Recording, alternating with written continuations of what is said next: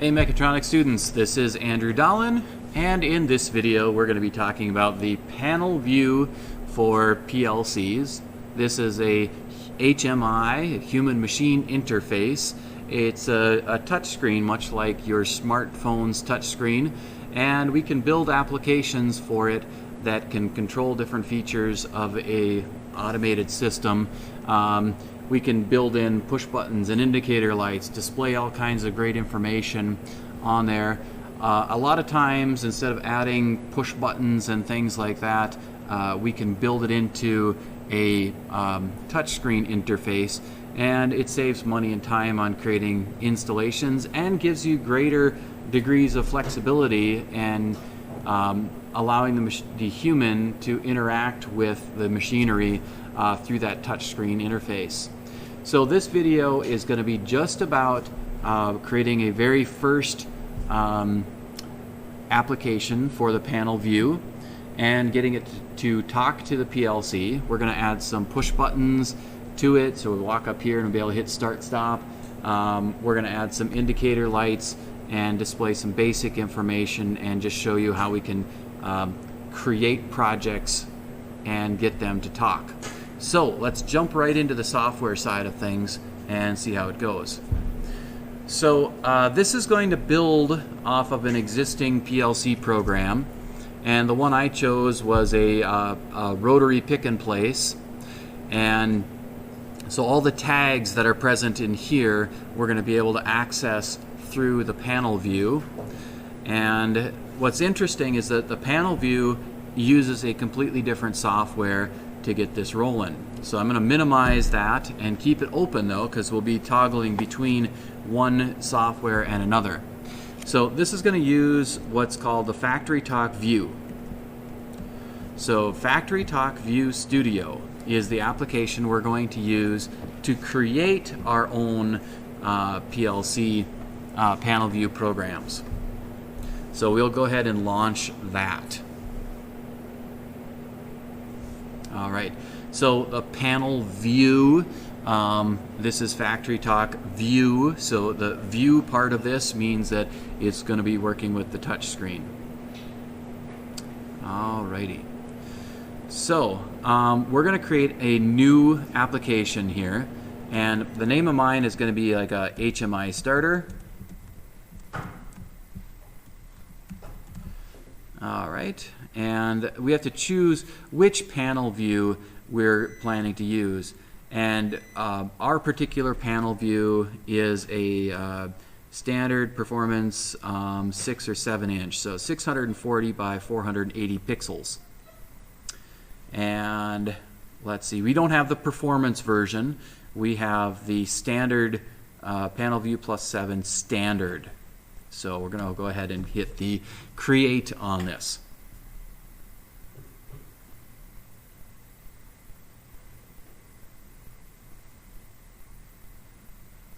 It's taking its sweet time creating this program.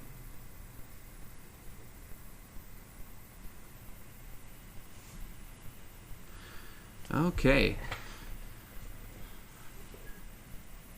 So in the software, one of the first things we're going to have to do is connect our PLC to the panel view. So we're going to have to create what they call a shortcut that allows us to access information from an existing PLC program. And there, we finally got loaded up. Took its sweet time. It's still configuring and loading. So the very first thing we're going to do is go down here toward the bottom of this Explorer tree, and we want to go to the communications setup. This is going to allow us to connect our PLC to the panel view. All right, we're going to create a new configuration here. So I'm going to hit the finish button. So communication setup, create a new configuration, and we got to wait again for it to look out there. We do need to be connected to our Ethernet network, and we're going to go ahead and we want to point to, in this case, we're going to go to Ethernet, and we want to point to our actual PLC, the make sure the IP addresses jive with one another. In this case, it's a 1.100, and that's the one we want to link to. Okay. So we want to go ahead and add that device. I'm going to leave it as a default here as new shortcut. Okay. And then we're going to do a couple of things here. We want to hit this button here that says copy design to runtime. Yep.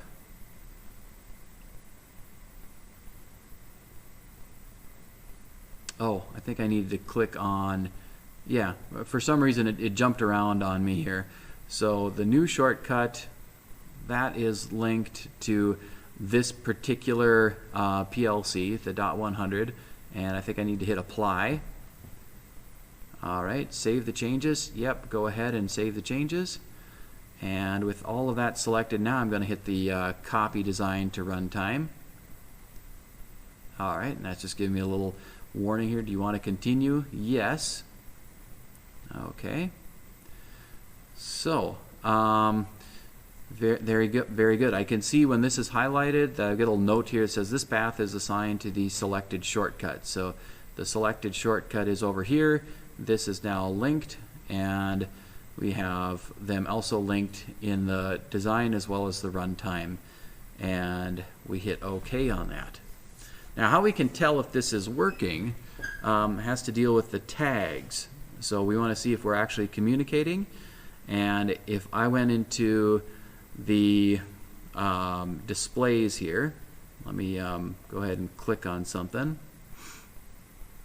We want to find from this menu the displays, and we're going to click on the main. So I click on the main display, and we're going to add just a simple, a couple of push buttons here, some momentary push buttons. When I click on that, I can grab it. It's going to create this momentary push button, and to link it to my PLC project, I'm going to click on this connections. And this is where I'm going to see if my shortcut actually worked. So under the tags, system, all right,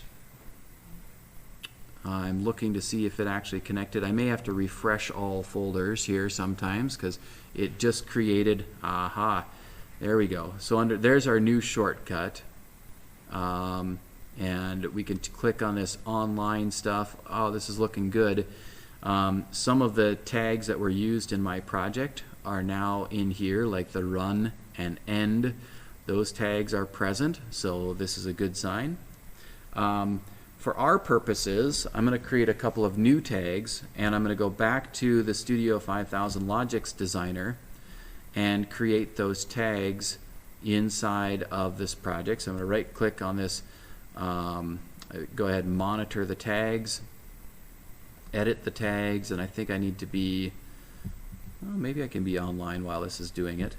So I'm going to go create a couple of tags, HMI start, and that should be a Boolean type. Okay, and then HMI stop, and that also will be of a Boolean type. Okay, so those are new tags that I added to my project. I do want to go ahead and go offline, download those new tags that were created.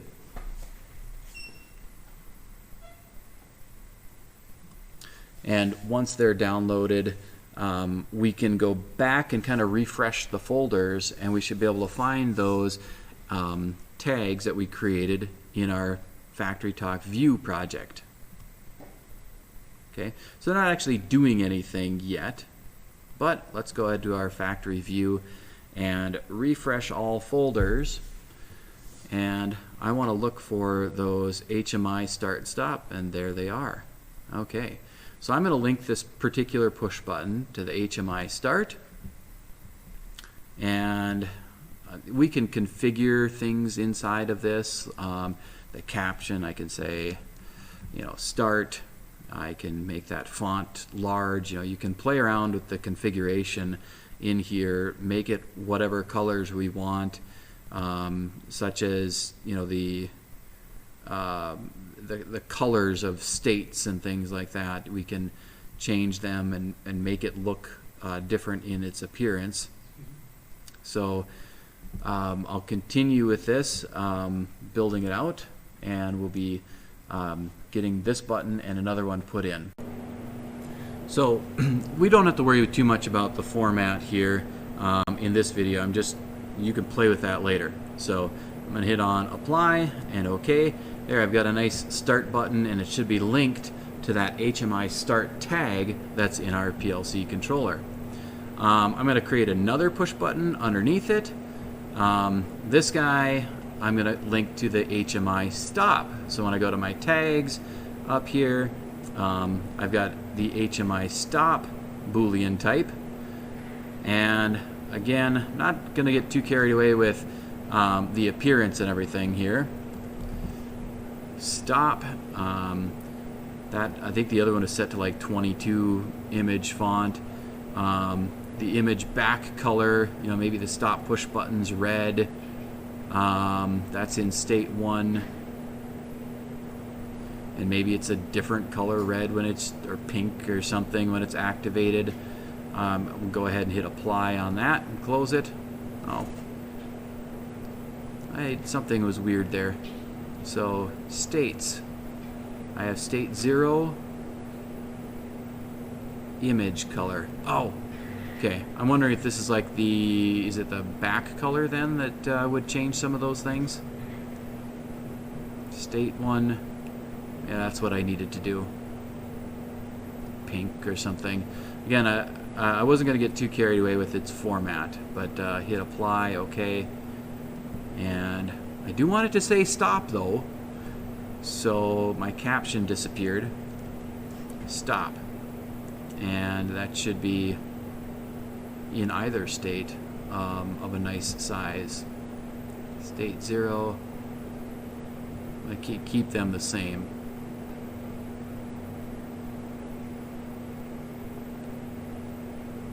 Alrighty. So there we've got a couple of start stop push buttons, and I said we were going to have an indicator light in here. So let's scroll down in this list of items that can be placed on the screen with our toolbox. And got a bar graph. I'm looking for some indicator. So I've got a multi-state indicator. Yeah, let's put one of those in here. And let's see. This has many states to it, but I'm going to connect this to the end cycle, or maybe just run cycle. That would be nice. So under my tags, I want to find that run instruction that we had created that indicates that we're in run mode. And if we're in run mode, then this is going to show up, and we can change the states. I think I only need 2 states, so I'm going to delete a couple of these states. So if it's in run mode, the color is going to be green, and if it's that's a 0 state, so we're going to say it's stopped, so we're going to have it be red in color if it's stopped, and if we're in run mode, I'm going to have it be green in color. And I'll have it say running when it's on, and have it say stopped when it's not. Alright, so again, just some very basic stuff that we've got cooking here. We've got a start button, a stop button, and indication that an indicator on the screen that tells us if it's running or if it's stopped. Again, this video is just working on some very basics. So we should be good to go there. The next thing I'm going to do is to create the application and download it and test things out. So our next thing to do is to build the application. So we're going to go here to application, and we want to test it first. So So hit the test, and it's going to go through save changes, absolutely. And it takes just a minute for us to test this. The interesting thing is that it's going to test it on the computer here, so we don't actually have to download it to the panel view. We can determine if everything is functional right here. So it won't, as it's building this application and testing it, it's not going to work if we have some of the tags wrong. So this is a great way to see if it's actually going to work before we download it to the HMI, to the panel view. All right, so we can hit X to shut down, and in this case we can see the start. We can push these things and stop. We can actuate them, and then this stopped button here, that was going to tell us if it was in run mode or not. So oh, look at that, when I hit start it's actually running. That's good news. And also I can view some of these things in my software, those two tags that we created. If I go back to this Studio, the Logix Designer software, I can test if my HMI stuff is working. See if I can get them both to show up on the screen here. So hopefully they'll update. When I press start on this, yep, I can see the HMI start is functional, and I hit stop, I can see the HMI stop is functional.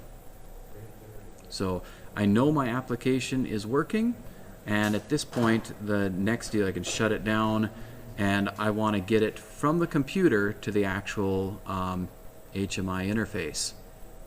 So to do that, we have to go first of all into the application. Instead of testing it, we're going to create the runtime application. So we click on that.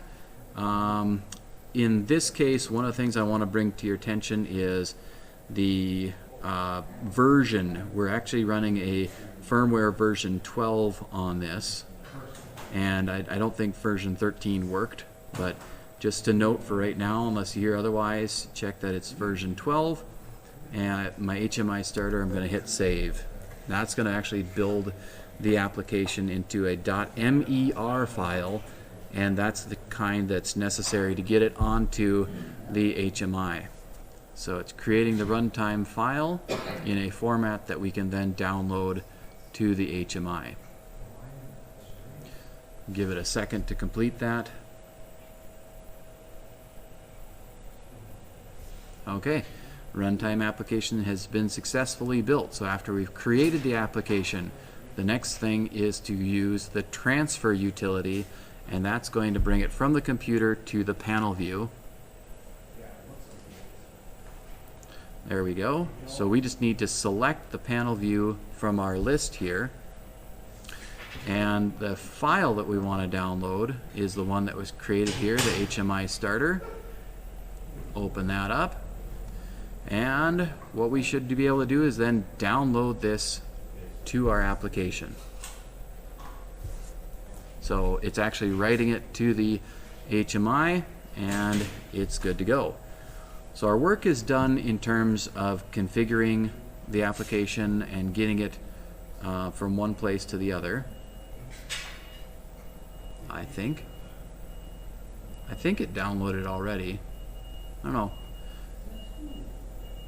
So yes, it's done. So we are good to go. The last step then is to actually run it on the screen. So for that, we're going to switch over to our HMI. We'll wake it up here, shut down anything that's been running on it, and we have to locate that MER file and run it. So to do that, we're going to go to the FactoryTalk View icon here, open that up, and we want to load an application. We're going to look for that HMI starter one that's listed here. There it is, and hit the button up here to load it.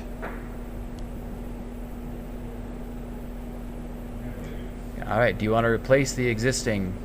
Yep, please do so. And it's going through the status. It's a little hard to see on this screen, but it is loading. I wonder if I can zoom in, get us a little bit better view of that screen. There we go. That's better. So we want to load the application. Oh, we did that already. HMI starter, load it, yep. This is good because I got a better view of the screen. It says it's loading. Once it's loaded, we want to run it. Okay, so it's loaded, hit run application, and it should do the job here. There we go. So now we've got it on this screen. We have the, we're still in run mode. If I hit the stop button, it switches over to stop. Hit run, it does the running. Life is good. Let's talk about using the start and stop real quick in our existing Logix program. So to do that, I'm going to go back to the computer into my Logix programmer, and I've got the HMI start and stop.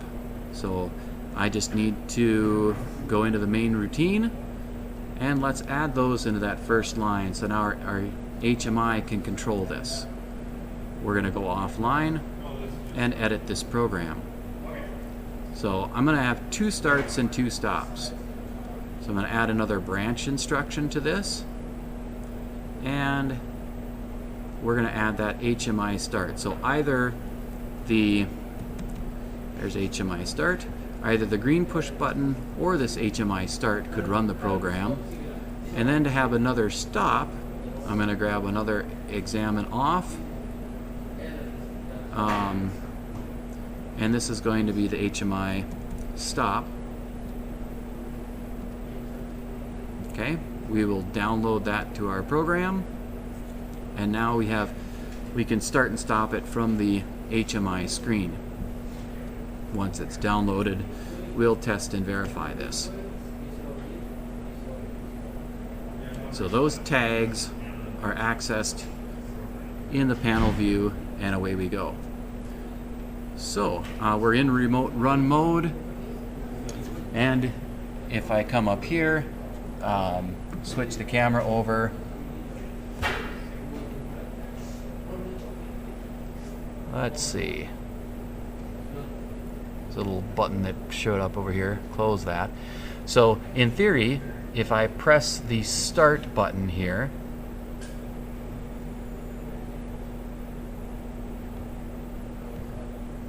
oh, there may be a little bit of a problem. I want to see if that's actually communicating to, we're in remote run.